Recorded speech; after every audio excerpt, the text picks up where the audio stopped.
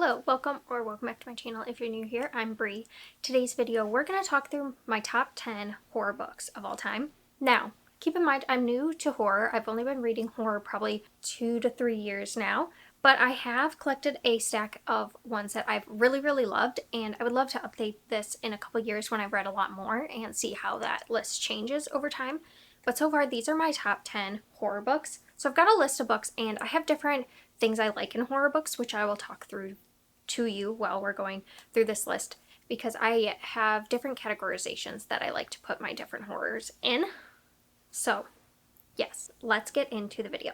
So the first one I want to talk to you about is one I consider a classic. Now this isn't in top 10 order, like I'm not going 10 to my favorite. This is just in a random order stack because I don't tend to think about my favorites in terms of absolute favorite. I might have one or two on here that I think are my absolute favorite, but for the most part, I don't really rank them when I'm thinking about my favorite books. They kind of all stand on their own. So with that being said, this one is a classic, and this one is one of the first books I ever read that got me into starting to go into the horror route, and it's always stuck with me whenever I think back on it. And I haven't done a reread in years, so this one might not hold up, but whenever I think about it as one of my favorites, and that is We Have Always Lived in the Castle by Shirley Jackson.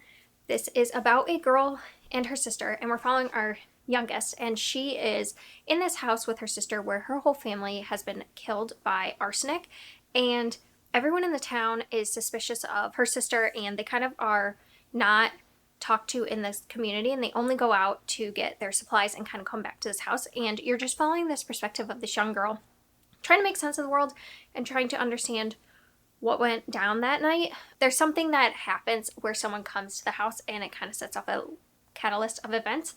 And I could not put this down. It's very short. It's only 130 pages. And the amount that Shirley Jackson packs into this, it's a very slow build horror. Something I really like in horror, where there's just this underlying tension throughout the story and less about what's jumping out on the page. And this one just has that sense of dread, that like Gothic type storytelling that I just love so much. So this is a classic, and I think it's well worth the read if you are someone who likes horror and wants to try out a classic. I really liked this. Then we have one that is a haunted house story, and it's one that I don't know if when I read it, really classified it as a favorite, but it's one that I constantly go back to and constantly think about.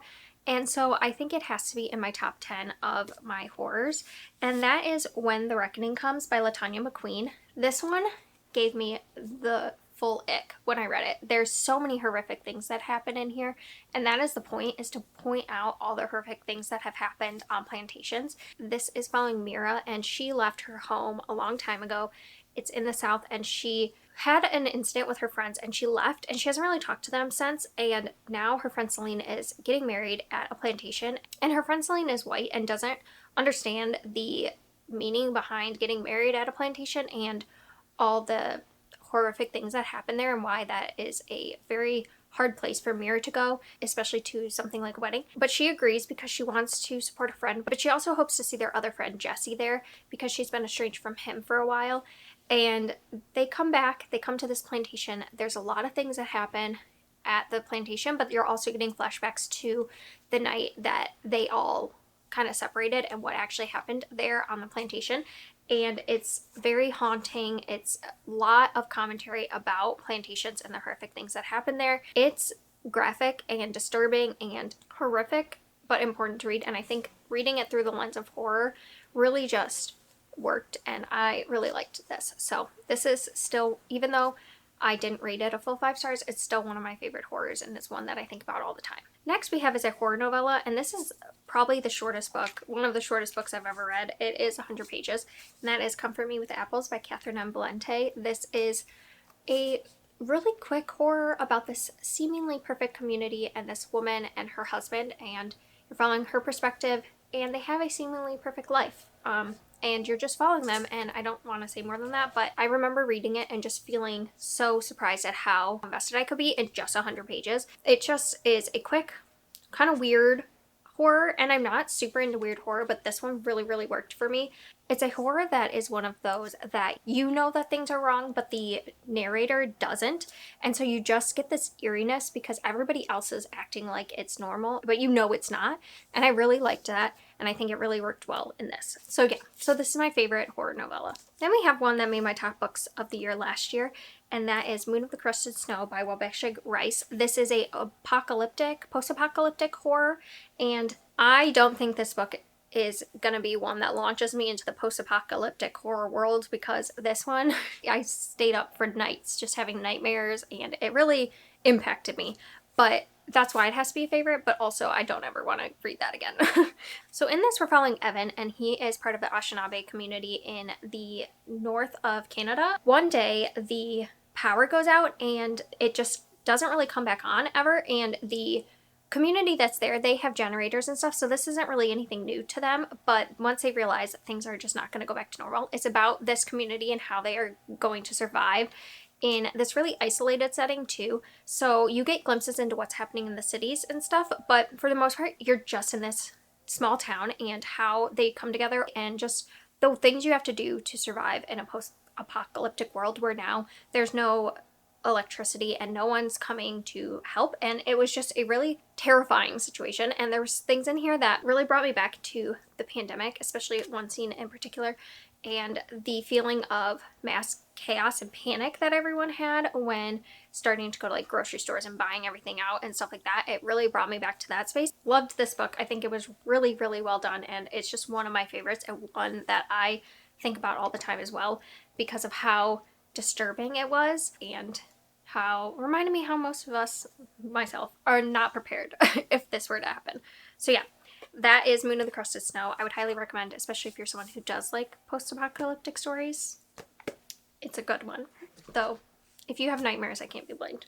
So then we have a horror that is kind of more campy, but it's still gross, but it is The Southern Book Club's Guide to Slaying Vampires by Grady Hendrix. Grady Hendrix is one that does a lot of like campy horror, and I tend to really like his stuff, but this one is by far my favorite, and we're following a group of women, but mainly our main character, Patricia, and this is set in the 90s, and she is just a housewife. Is that what you say? She is just a stay-at-home mom. All these women are, and they just really are dealing with a lot, from having to raise kids basically on their own to having husbands that are aggravating.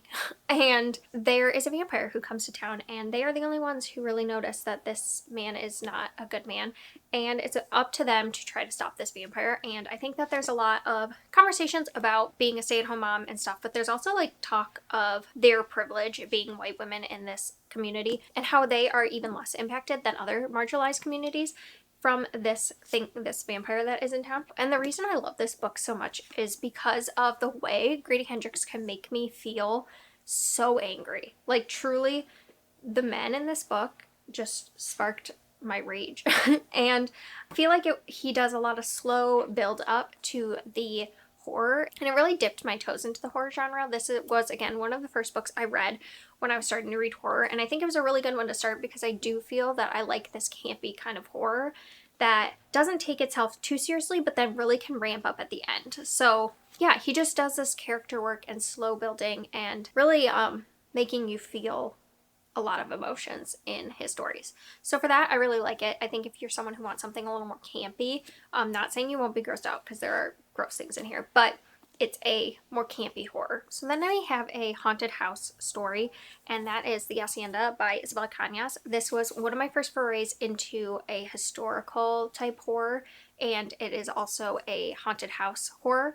And this came out in 2022, and I read it when it came out, and I really loved it. It also made one of my top books of the year. So this is in 1823 in Mexico, right after the Mexican War for Independence.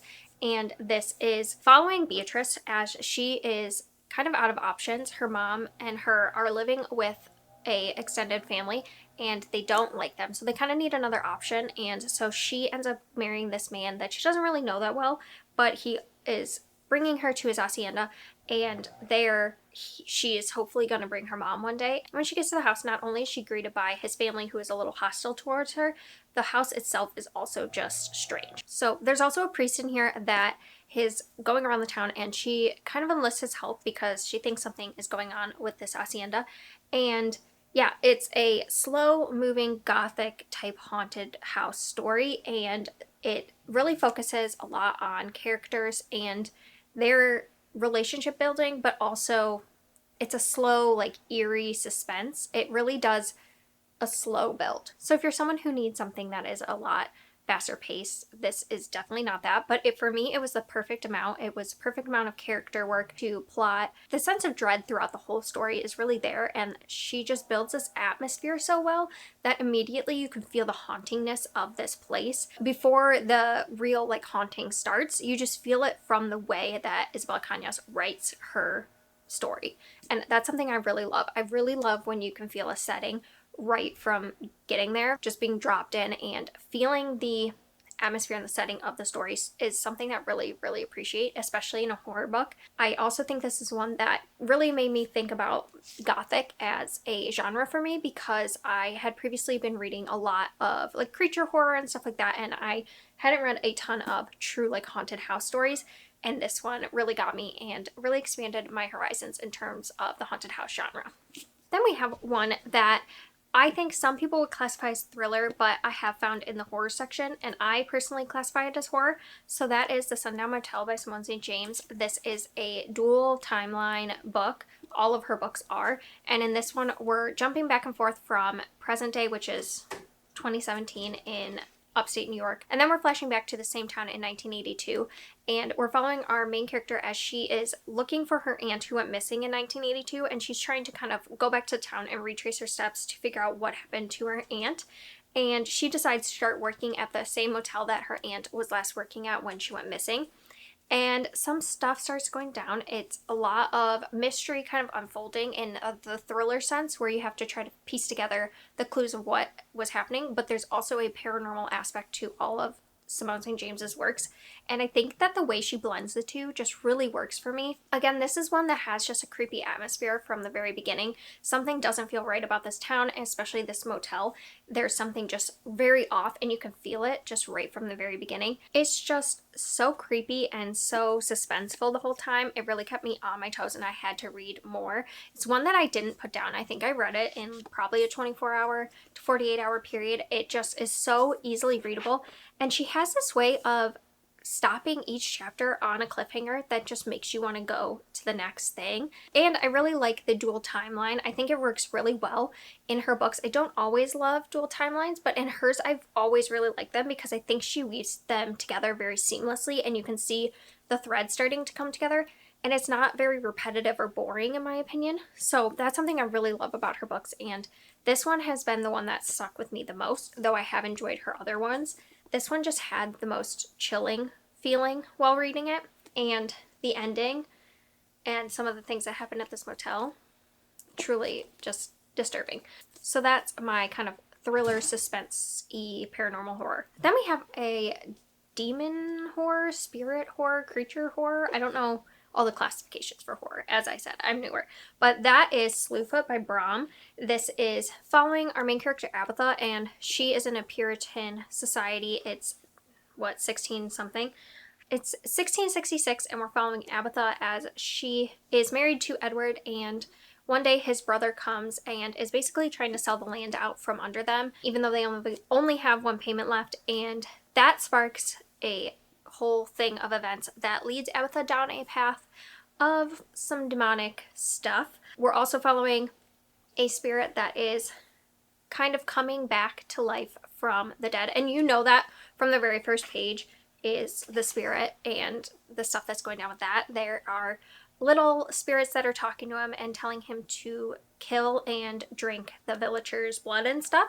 It is a lot about this society and their fear of the devil and exploring women's roles in this time. It's one that really solidified my enjoyment of creature or demon like horror with the horrors of humanity, and how a lot of times you can be looking at this entity as the evil part of the horror, but then you're also exploring the way society can be just as horrific and how they can isolate and reject certain people in society. And so I thought that was really interesting, and this is one too that is a slower build as well. Things happen, but a lot of these books are just, they have a slower build to them. They aren't action right off the bat, like the Grady Hendrix. This one, I went through the range of emotions as I finished it, and the ending was so like explosive and well done for me, and I just literally could not put it down. There is a lot of things that are horrific that happen in here as well, but it's one that I was glued to it. I had to know what was going to happen, and anytime a book can make me feel that way,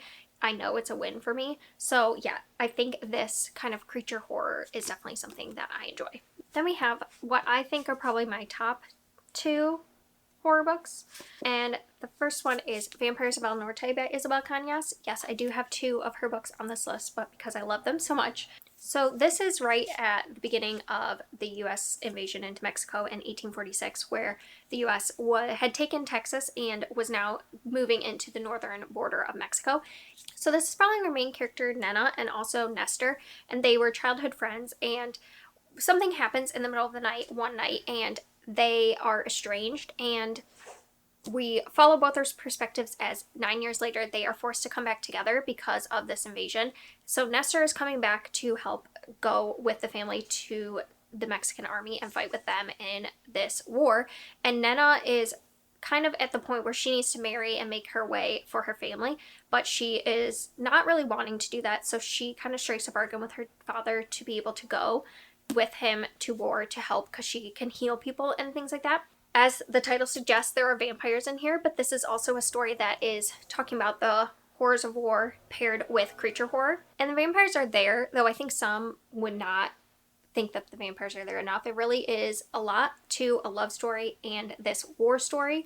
Isabel Cañas does this slow build really well and builds her atmosphere and her setting so well. I felt already connected to the characters from that first chapter, and she just really got me to care so much about this community and things right off the bat. I was here for the entire story. It's one that shows that horror can be not just gore and things that pop out at you, but this gothic slowness that just creeps up on you is something I really, really like. And so this was another one of those that I consider to be more of a gothic horror. It's a slow build and a lot of things that are in the background rather than in your face in terms of horror, but then there is parts where it does get in your face horror, and that's what I really liked. I think Isabel Cañas just does this really well, especially in Hacienda as well.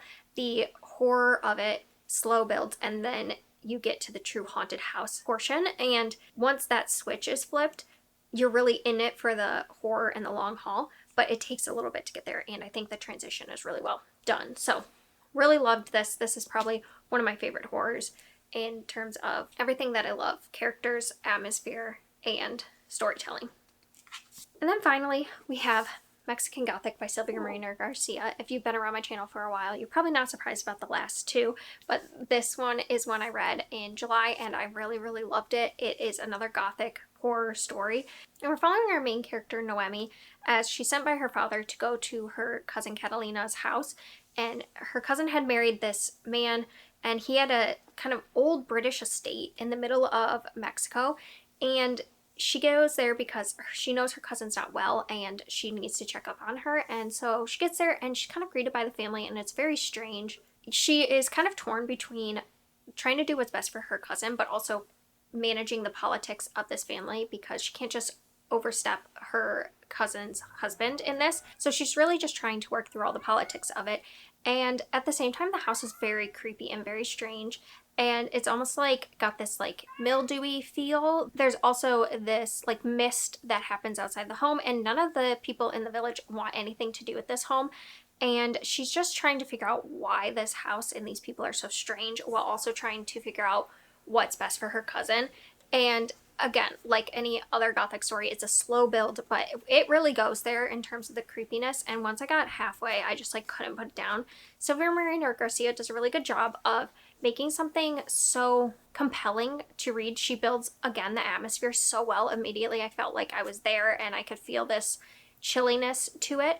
But also when she ramps up the plot, she ramps up the plot and you just have to know what's going to happen. And the end was just horrific and just gave me the ick. So I really loved it. This is probably my favorite horror, or at least the top 2.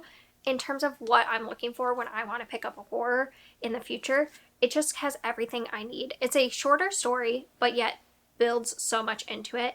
And the only thing that I think separates this one from this one in terms of Gothic is I really enjoy the character development in here, where I think this has a little less character development, but the plot is so crazy and ramped up. And then this, I like all the time we get with the characters, even though the plot might be a little slower. I absolutely love this. I feel like I could rave about this book for forever, and a lot of these on here, they just ones that really made me feel a lot of things. And yeah, I had a great time reading this, and I constantly think back to it, so definitely a favorite. So there you go. There are my 10 favorite horror books. I hope to update this list one day with even more horror books to have on this list, and I just hope you enjoy, and let me know your favorite horror books down below. I would love to hear it. So yeah, thank you for watching, and I will see you next time.